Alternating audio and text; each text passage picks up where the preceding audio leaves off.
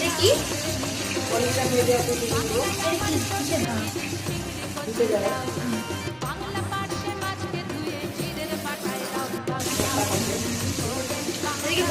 দিদি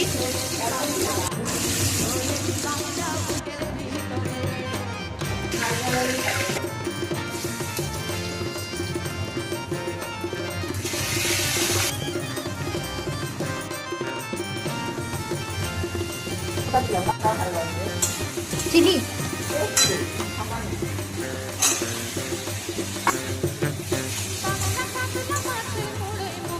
কেন লবণ আর হলুদ